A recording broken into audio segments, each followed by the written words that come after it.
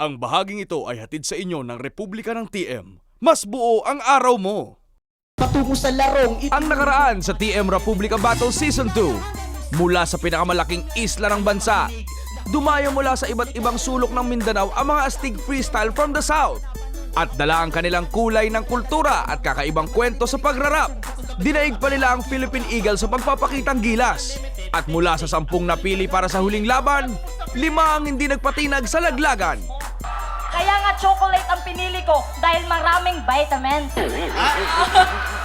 RAP, it's rhythm and poetry. Asa ng rhythm mo? Asa pa poetry mo? Manggal ang pinaglalaban mo, di mo mapapagawa. May suot ka pang mga kababayan ko? Bakit mo hinihintay na pumalakpak ang mga kalbo?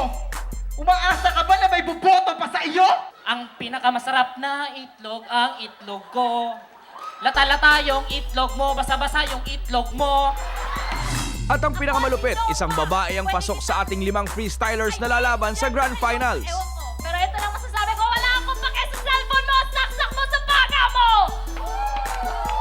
Handa na ang Mindanao, ganun din ang Visayas at Luzon. Isa na lang ang hinihintay, makakaalaman na sa Metro Manila. At ngayong palapit na tayo ng palapit sa Grand Finals, sino kaya mag-uuwi ng 200,000 pesos? At ng karapatang matawag na Grand Champion ng TM Republika Battle Season 2. Kaya kapit lang mga kabarkada at karepublika.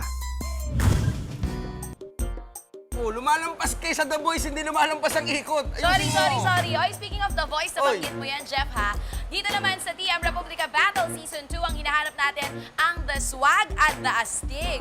At dapat mas maganda yan kung ikaw na ang susunod na rap sensation ng Maynila. Tama!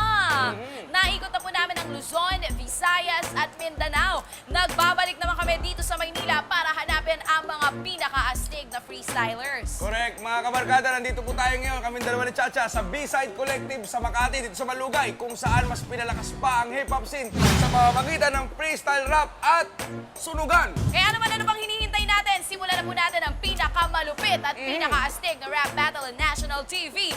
Ito ang TM Republika Battle Season 2! Akala ko astig na may mas astig pa pala. Akala ko solved na. Nagmula sa Los Angeles ang rapper na in demand pagdating sa pag-produce ng astig music videos tulad ng Mainit. Minsan na siyang nag-produce ng musika para kina Q York, JR, Glock 9, Quest at Philippine All-Stars. Winning producer sa KBP 2012 Music Festival for Best Hip Hop Song, KBP Music Festival Grand Prize winner at 2012 Awit Awards Best Dance Recording. Ang ating astig judge number 1, Jerome B. Smooth.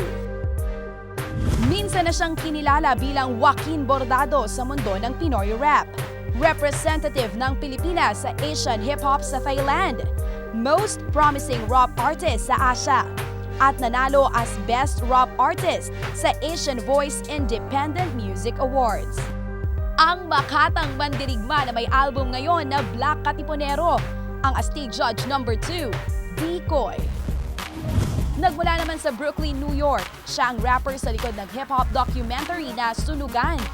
Kilala sa kanyang mga collaborations with Andrew E., Glock 9, Karel at marami pang iba. CEO at founder ng grupong Konektado. At ang producer ng first Pinoy hip-hop concert sa Araneta, ang Araneta Dreams. Ang astig judge number 3, Mike Swift. Mula Luzon, Visayas, Mindanao at Metro Manila, 10 ang hihiranging pinakamalupit at mapapabilang sa astig jazz. Ang astig jazz na ito ang magtatapat-tapat sa isang one-on-one battle o laglagan para mapili ang 5 astig freestyle rappers na pasok sa Grand Finals. Pagdating sa Grand Finals, ang mga grupong kumakatawan sa Luzon, Visayas, Mindanao at NCR region ay maghaharap-harap sa isang grand rap battle. Ang dalawang grupong mananalo ang magtatapat sa final face-off at isang best of 3 battle ng bagsakan at laglagan. Sa pagpili namin ng mga astig na karepublika, kailangan isang astig na criteria for judging din ang ating gagamitin. Presence, 20%. Delivery at execution, 30%. Magaling na pagra-rap o mahusay na paglalaro ng mga salita at maayos na pagbigkas. Creativity at originality, 30%. Ang galing at kakayanan sa pagbuo ng tugmang salita, mga pamatay na punchlines at estilo at pamamaraan sa pagra-rap. Relevance, 15%. Siguraduhing ayon at makaugnay ang bibitiwan mong linya sa mga temang ibibigay ng mga hurado. Audience impact, 5%. Bukod sa pagkilala at respeto, narito pa ang naghihintay sa mga mananalo. Ang grupong tatanghaling Grand Champion ay tatanggap ng 200,000 pesos, habang ang runner-up ay tatanggap naman ng 100,000 pesos. Ang natitirang dalawang grupo ay tatanggap ng tig 50,000 pesos. Sa aming pagbabalik, wala nang atrasan to. The best of Manila Rap, matitikman nyo na. Kaya tutok lang mga kabarkada at karepublika. Dito lang sa nag-iisa at pinakastig na rap battle on National TV, ang TM Republica Battle Season 2. Ang sabi nila para magtagumpay ka dito sa Maynila, dapat astig ka. Sa lahat ng pagsubok ng buhay, dapat pang matagalan ka. At kahit ano pang harapin mo, dapat tuloy-tuloy ka lang. Kaya pagdating sa maasahang call and text combo, dito ka na rin sa Astig. Sa TM Astig Combo 15, ang 15 pesos mo may 30 minutes call na, may unli text ka pa all day. I-text lang ang AC15 at isend sa 8888 para mag-register. Dahil ang Astig na Manilenyo, dapat may kasamang Astig na promo. Dito ka na sa Republika ng TM. Astig! Ang bahaging ito ay hatid sa inyo ng Republika ng TM. Mas buo ang araw mo.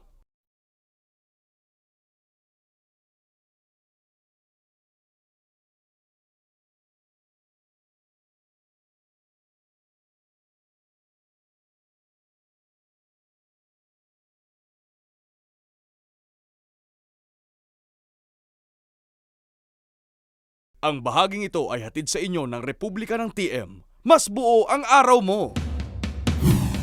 Akala ko astig na may mas astig pa pala. Nagbabalik pa rin po ang TM Republica Battle Season 2. Alam mo, Cha, Uy, ang galing talaga ng mga freestylers sa atin mula Luzon, Visayas at Mindanao kasi Tama. naipakita nila ang pagiging nasyonalista nila. totoo. Alam mo, feeling ko, Jeff, ha, na-impluwensyahan sila ng nag-iisang man from Manila, ang master rapper na si Francis Magalona. Correct. Dahil alam na alam pa rin nila ang kantang Mga Kababayan. Yun, ikaw ba inabutan mo yun? Oo naman, ano ako na grade 6. Yun, ako naman, Ikaw? grade 3 ako nun. Wow! Alam mo, Cha, itong si Francis Magalona ay mapa-Tagalog o mapa-English na rap. Talagang master rapper yan. Kumbaga, rap icon na ng Pilipinas yan. At eto na nga, Jeff, nako ang mga Manila freestylers na kaya ang susunod sa yapak ng nag-iisang si Francis Magalona. Dahil ang pinakahihintay nating bagsakan na mga batang Maynila, matutunghayan na natin. Sino kaya ang mas dudulas pa sa palos at sino pa ang bibilis sa aking mga kamay? Naku, panoorin natin yan.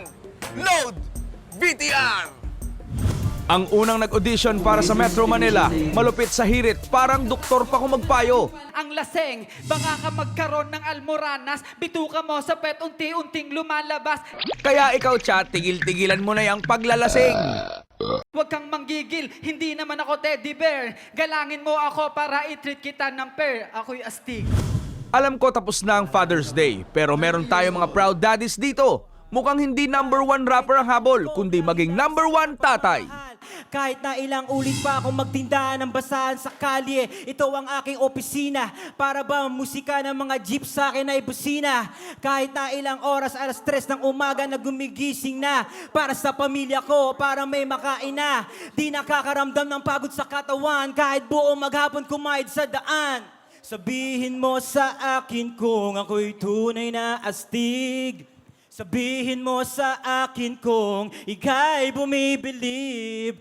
Dahil sa'yo ako'y natutong magsumikap. Pinaglaban ang nararamdaman kahit ako'y mahirap. Walang kasing sarap makarinig ng palakpakan habang ang liriko isa-isang nagliliparan. Patuloy ang pag-ulat na babasag ng damdamin upang patunayan ang astig ay nasa akin, akin. Eh di iyo na kuya, sayong-sayo na. Kung ang iba ay nagkukwento ng kasipagan, ng kaastigan sa buhay, aba, ibahin nyo naman ang isang to. Tamad ka talaga? Medyo po. Medyo. Medyo. Paano ka naging tamad? Minsan po kasi tanghali na ako gumigising eh. Ang masipag po, di ba maaga gumigising? Anong pinagkakabalan sa buhay, Lazy J1? Nagbi-business po ako. Anong business mo? Ano po, mga damit na pang hip-hop. Sa internet po. nagbebenta ka sa Opo. Instagram. Hindi? Hindi po, Facebook Multiply. lang. Facebook.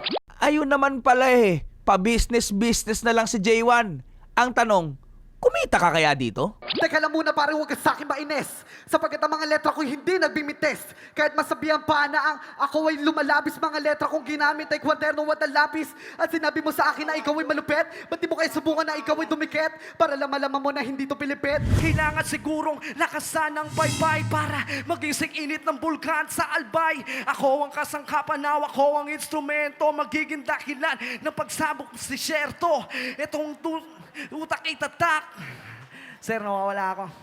Kuya, kasi naman umabot ka pa ng albay. Ayan, nawala ka tuloy. Tag Trios. Ang susunod na astig, hindi lang rapper, rockista din yata. Ang pangalan mo pala ay John Bon Jovi. Ewan ko po sa magulang ko, idol po kasi nila yung foreign singer na si Bon Jovi. So hindi po nila alam na yung magiging anak nila hindi po rocker, kundi rapper. Okay. Ngayon, alam na nila. Baka madagdagan pa yung ahit mo sa buhok. Sa makakalaban ko, walang samaan ng loob at tandaan. Alamin mo kung ano ang gusto mo sa buhay. Ipakita ang husay laging isa buhay na humalera ka sa tunay. Aldous, a.k.a. Mga kabarkada, isa pang hahabol sa eleksyon. Huwag natin kakalimutan, si Congressman Aldous. Ang ibig kong sabihin, ako'y kakaiba. Ang pagiging astig, akin ang ipapakita. Ang pagiging astig, hindi lang dapat puro forma. Dapat yung sinasabi, malinaw at may katuturan na parang pinaganda ang plataforma. Baba muna natin yung backpack mo, kuya. O kaya ibigay mo muna kay Dora. Bakit ako wastig? Kasi ako na pogi, ako na mayaman. Hindi ko na kailangan si Belo at si Kalayan. Pogi na ako noon, mas pogi pa ako ngayon at mas pogi pa ako sa paglipas ng panahon.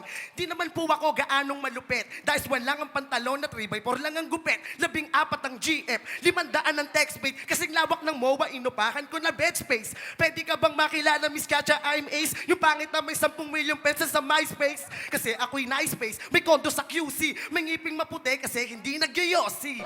Pansamantala po naming pinuputol ang programang ito para ihatid ang latest sa bagyong nagngangalang Still One. Napanatili nito ang malakas na hangin kaya signal number 3 pa rin tayo. Pinapayuhan ng lahat na mag-ingat. Ang tindi mo, pre! Pasok po tayo sa pumunting tahanan namin. Ako po si Christian Paulo Gabriola, mas kilala sa pangalang M-Zite. Nagmula po sa grupong Republican Records. Nakatira po ako sa Pasig City. Ako po nakapag-take po ako ng Bachelor of Science in Psychology sa Rizal Technological University. First sem pa lang po yung nakukuha ko. Nakapag-second sem po ako kasi hindi ko po natapos. Pero sana pag nanalo ako, baka po makapag-enroll ako. PM Republika, handa na sa dating ng aking mga banat parang pangilang pating. Freestyle po kasi ako. Hindi naman po...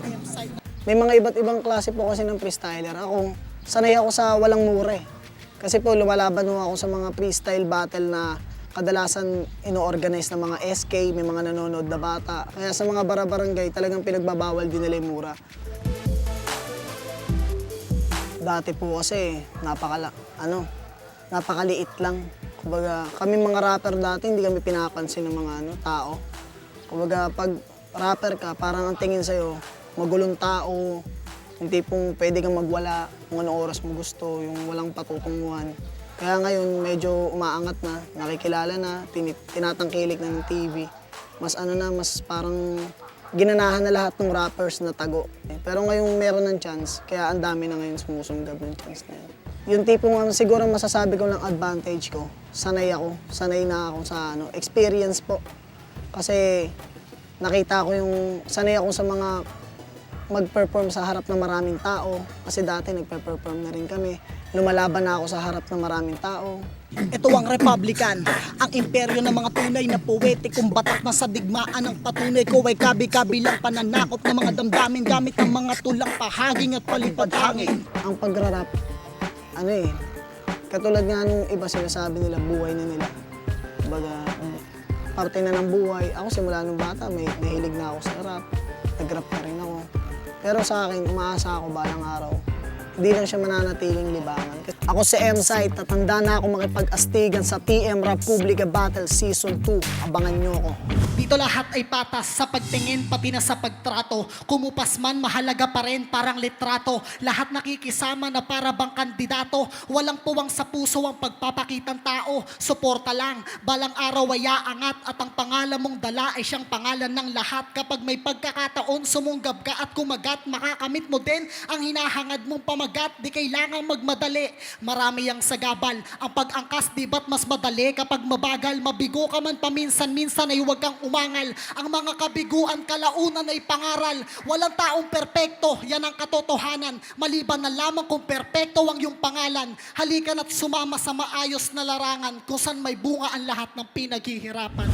Unang bira pa lang yan, meron pa tayong pangalawang kasama nga, kabarkada. Yun, kaya kapit lang mga ka-Republika dahil patindi na ng patindi ang mga hirit ng mga freestylers natin dito na sa nag-iisang rap battle on National TV and all over the world! Tama, ito ang TM Republica Battle Season 2! Kung gusto mong tuloy-tuloy ang astig na FB experience mo, pwedeng-pwede kahit sa cellphone mo.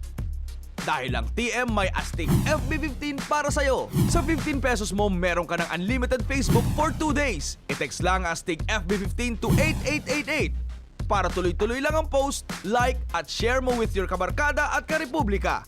Dito ka na sa Republika ng TM, Astig! Ang bahaging ito ay hatid sa inyo ng Republika ng TM. Mas buo ang araw mo!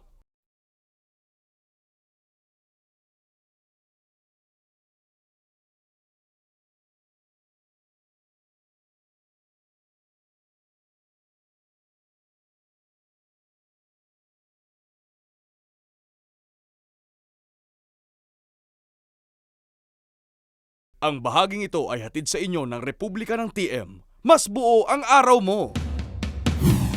Akala ko astig na may mas astig pa pala. Welcome back mga ka-Republika! Nagbabalik nga po ang nag-iisang rap battle on National TV. Ito po ang TM Republica Battle Season 2! At nako, eto Jeff ha, buhay na buhay. Sinong buhay? Ang rap scene Ay, hip-hop. dito sa Pilipinas. Pero ito ha, mga ka-Republika, trivia lang. Alam nyo ba na nagsimula ang golden age ng hip-hop dito sa Pilipinas? Kailan? Noong 90s. Oy, dahil dyan siya, alam nyo ba naging matunog ang pangalan nila Andrew E. Oo, yan. ng Death Threat, ng Legit Misfits at ng Masterplan. Tama, alam ni Jeff. Palakpakan po natin dahil panahon niya yan lahat. Hindi, naikwento lang sa akin yan. Ano, binubuking mo ko eh. Pero bago yan siya, bago pa tayo tumagal eh, eto na po ang second batch na mga auditionist at alam ko ganadong-ganado yung mga yan pag napapanood ka. Abay, dapat lang, no? At kailangan maipakita nila sa akin ang talaga namang bonggang-bonggang dugo ng Manilenyo. Oo. Maangas, matikas, at ito ang pinaka-importante, suwabe ang pananalita. Yun! Parang ako yun! Ha? Hindi. Pero ito, panoorin natin sila. Ready na ang mga Manilenyo magpakita ng kanilang galing sa Bagsakan Load VTR. Ito namang si paring JV. May pagkasnabis ng konti. Maginaw, pre? Astig ako. Huwag nyo nang alamin. Eh, di wag. Madali naman kaming kausap eh. Astig ako kahit di ako magsalamin. Sa totoo lang, wag ka na nga manalamin. Astig ako, kaya ko yung patunayan sa inyo. Astig ako, at yan ang totoo. Oo na, sige na, astig ka na. Basta wag ka nga mananalamin eh. Astig ako mga judges, do you have any question? Hindi porket astig ka, hindi dapat galing sa nguso. Kapag astig ka, dapat sinasa puso. Kapag astig ka, dapat ang utak mo umaapoy. Umaapoy na para ba si Mike, si Bob, si Dikoy. At syempre, ang idol ko dati pa, ang nag-iisa na Chinese Mafia. Iniidolo ko sila pagkat isa lang ang sisigaw ko. Ako ay Pilipino, kaya astig ako. Basahin mo ang apelyido, pera yan. Ang kakapal na page nyo, mas gwapo pa ako sa inyo.